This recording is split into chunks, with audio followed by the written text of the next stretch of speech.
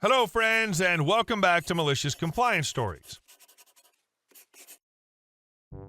Wow, the entitlement blows my mind on this one. Some people just think the world revolves around them. But before we begin, best way to support our channel is to leave comments, like, and subscribe with the turned-on bell so you don't miss the new video every single day. Here we go. Entitled parent asked me to move them to the city to accommodate them. Little bit of background. I live in a rural area in the tropics, but I'm 10 minutes away from the nearest town, 10 minutes away from the nearest city. I run a modest, in-home certified and regulated daycare and have done so for the last 20 years. This is also a lifelong realized dream of mine to have a homestead. I have several acres with a 5-bedroom home, a shop, gardens, guest house, and 2 pools. My education is in early childhood development and computer sciences. My entitled person encounter today. Your daycare is too far away from me. Can you please rent a house in nearest city? Yeah, I'm going to sell my homestead and move into the city and pay twice as much in rent and electricity and utilities just for you. Because I really like you taking care of our baby and I don't want to drive this far. Even though we charge only half the price everyone else charges in town for an infant, and it only takes your wife 27 minutes to get here. If you can't rent a house in nearest city, can you come pick up the baby every day and bring it back? Yeah, that's going to be a no from me. I mean, what did he expect me to do and say? Yes, I'll drop all my other clients, pack my 5-bedroom house, my 3 kids, my 6 dogs, my 8 cats, and my several other farm animals and move into an apartment in the city, all so that we can accommodate you? Because that's how the world works. Update. The negotiations went back and forth all night. Their final offer was for me to drive to their house on Monday and stay there until Friday. I told them this is not working out for us, and I voided their contract and refunded any money they've given me for the month. And our second story. Just fix it and send it in? You got it. Have fun with the inspectors breathing down your neck for a year. Brief background. I work as a safety consultant with a certification we'll call job security. For certain potentially hazardous work activities, a customer safety plan must be approved by someone with a job security certification. Since getting this certification is, surprise, very lengthy and expensive process, most companies with under 1,000 employees don't employ anyone with this certification, so they hire someone to do it for them. Due to me charging by the hour, the majority of such plans are 95% finished and include either a blank chapter labeled Your Stuff Here or an appendix with the same name. Often they include either most or all of the proper precautions because while job security is expensive, the answers can be pretty similar between similar jobs. The event's 8 weeks before today. I get a very standard email by a standard and familiar planner who has sent me a dozen plans with a very standard request to check and append a very standard safety plan for a reasonably standard job. So I give a very standard, I'll have it done in 2 weeks reply. 0.04 seconds later, my phone rings. So I give half of my standard answer before being cut off by a very angry project lead from City Crappy Cable. I can't take 2 weeks to do this. They need it tomorrow. Now this happens a lot, either due to bad planning on their part, unfamiliarity with the rules, or just the ever-present requirement changes. Most people tend to ask nicely, and I politely inform them of my rush job pricing, and they always agree because anyone else also charges more for rush work, and delays cost a lot more than what I charge. But none of that matters, because it's obviously my fault. It's one half of one little chapter, and it shouldn't take more than an hour. In the background, I hear Planner mentioning I'd have to first read all the survey reports and test results. I like him. But no, I'm a professional. I should know my stuff. Well, I am, even if I can't read 600 pages of reports in 30 minutes. But at Rush Job Pricing, I have no issues working late, so I promise to get it tomorrow afternoon. But no, that's not good enough. He has tomorrow off, so I have to not only do my work and sign it, I need to finish the safety plan and send it in.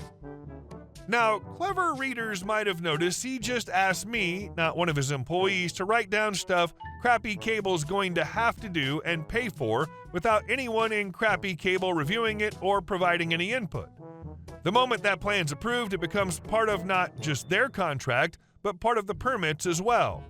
Breaking this plan means you're breaking the law and are technically a criminal, so I immediately tell him he needs to agree in writing and start typing up a cover-my-butt email outlining this and my fee.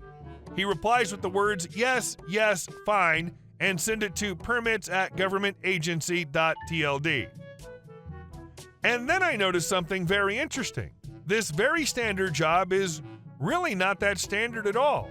What appears to be a very standard trench by a standard road apparently crosses an old gas station, which is not so much rustic meadow with flowers and butterflies as toxic waste dump with glowing green puddles and two-headed animal carcasses.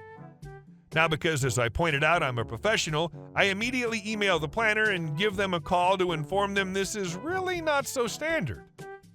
Yes, he knows. Yes, he told project lead, who said it was my job to fix that. I call Crappy Cable project lead again. Yes, he very loudly confirms it's my job to fix this. So I fix it, and as requested, I send it to the permits department, CCing planner and supervisor and their boss. More background. There are lots of things you can do to reduce costs in a situation like this. Take more samples to more accurately find the polluted spot, so you don't need to use safety precautions for as big an area. You can use different work methods that don't involve getting yourself dirty. You can maybe dig around it or even stay above it. A little planning can save everyone a lot of money, or if Crappy Cable can make it a change order, even make them money. Edit. But I included none of that since it wasn't discussed.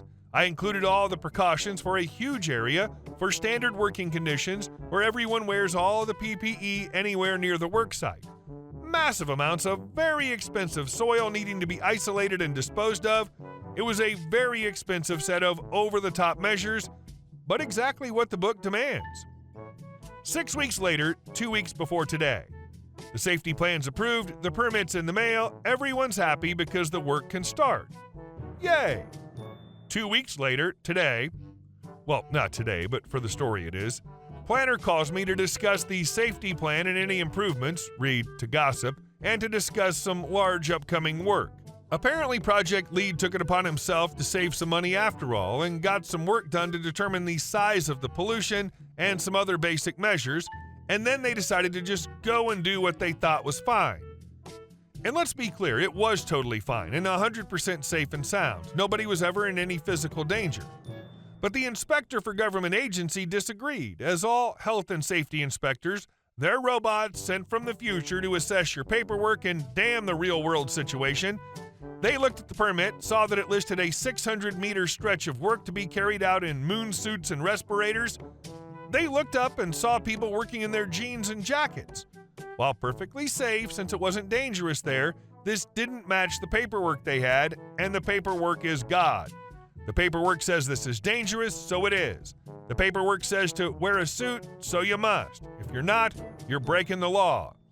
The work was stopped until the situation in real life once more resembled the paperwork. That took a week, and an official warning was issued. Now, while a week's unpaid delay is quite bad for a company, an official warning is worse. Companies with an official warning basically regarded as career criminals who are guilty until proven innocent. Within those 2 weeks, every single one of Crappy Cable's dozen or so work sites was inspected, and as anyone in construction may know, if an inspector wants to find a fault, they will. And each one of those faults needs fixing, and an explanation must be found. No Bob messed up despite knowing better isn't an explanation. Improvement plans need to be made and must be followed. And you need to prove you did so. And then you have to have a record of the inspectors finding 10 faults in 2 weeks, which looks really bad on your record. Now, project lead hates my guts, but apparently one point of the inspections was that all the safety plans, mostly mine, passed with flying colors. Project lead's boss was quite happy with me, happy enough that he even forwarded the compliment and told planner to ask me to help them avoid such mistakes in the future. And our last story. My parents-in-law went nuclear for not offering my brother-in-law a high salary. I have a brother-in-law, and let's call him conveniently Bill. He's 26 years old, 2 times university dropout, and never worked, even no summer job. But okay lad as a person, just a little bit Kevin. I work in a large company and have ability to create positions, hire and fire within my department. One day my parents-in-law asked me if I could find some work for Billy. Despite we did not need anybody in my department for additional unskilled labor, I went for 3 weeks through hoops and corporate gymnastics to create a position for him and justify to my superiors why we need this position and why not create public job offer for it. I think I blew all my favors and definitely owe some now. The day finally came when I received contract for him from HR. He was supposed to be back office administrator or in a human language clerk. Salary was set tiny bit under national median for this position, but I simply couldn't justify more. This weekend, I brought the contract to Billy, who lives with his parents, and presented him the contract, and here we go. For perspective, $1,300 netto here is average living cost for a single person outside of city centers. Me. And here's your salary, the bottom line, which shows what will appear on your bank account after tax and Social Security. Billy, $1,300 is not much, is it? Me. It's an entry position, and your job is really just pulling from archive or archiving with occasional data entry. But see here, I pointed at benefits. Each year you're eligible for a certain salary increase. Billy, I thought I'll become your partner or something like that. Me, well, you're going to be something like my assistant. When I need something, I'll tell back office manager and she might assign it to you. His father joined in. Father, what? You're making my son your errand boy and for such pittance? This is humiliating. Me, frankly, he does not have, he interrupted me. Father, everybody knows that you managers are sitting there all day doing nothing. So why my son cannot? Me, listen, I cannot make him project manager in an engineering company. If it's about money, I can put a word in for him into assembly hall, and they always want people and salaries way higher, but it's really hard work. Father, grease monkey? Like some Eastern European immigrant? Me, that's actually also a quite big qualified worker position. I meant like assembly worker on belts. Hard job, but as I said, better salary, including paid overtime with more vacation than I have, and actually pretty decent chance of promotion.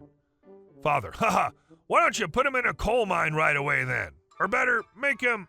Me, we're done here. Billy, if you don't come tomorrow at 7 a.m. to my office, I'll put this offer to Ministry of Labor for active job seekers, and good luck with your CV. Father, and this, married to my daughter. Me, door slam. Topics he called afterwards with my wife. Your husband thinks so little of us that he wanted your brother to be his lackey for $1,000 a month.